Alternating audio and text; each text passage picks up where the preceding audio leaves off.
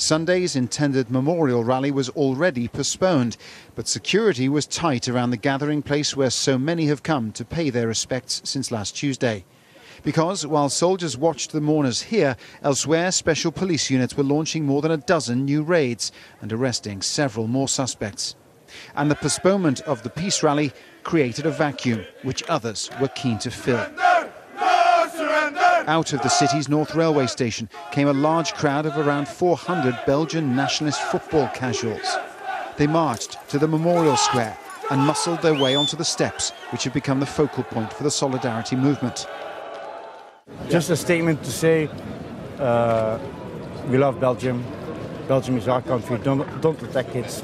And Europe, just leave Europe alone. Then the mood turned ugly. The sense of sorrow and grief, which has been the overwhelming emotion here in Brussels since the Tuesday bomb attacks, is giving way in a small but very vocal minority to violence and anger. With water cannon and pepper spray, police units pushed the group back towards the railway station, where they dispersed, but not before unfurling their banner one last time. Belgian prosecutors have charged a man they're calling Faisal C. with terrorist murder and attempted murder, but still won't confirm Belgian media reports that his full name is Faisal Shefu. But more details are emerging about Shefu. This refugee, who's asked to remain anonymous, arrived in Belgium last year and lived for several weeks in this park in central Brussels.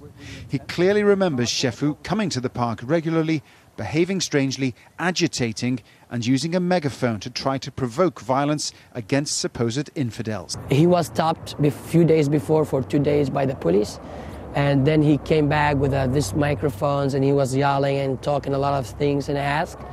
And some people, they told me he was like trying to gathering us to make force, I don't know, to get violence and stuff, yeah. And everybody was like, please stop it, and people was mad, and especially the Moroccan, because they understand totally what he was saying. He was calling anybody not Muslim infidel, and that's very Wahhabi or very ISIS or very Qaeda or very, because Sunni Muslims or Shia Muslims or whatever, they don't call the other infidels and trying to make like this kind of problems.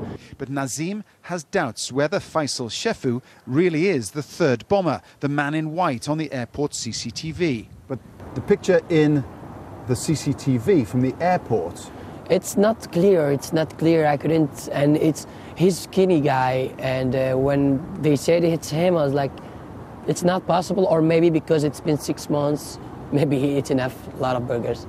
Investigators have a long way to go before they complete the full picture of who was involved. Paul Brennan, Al Jazeera, Brussels.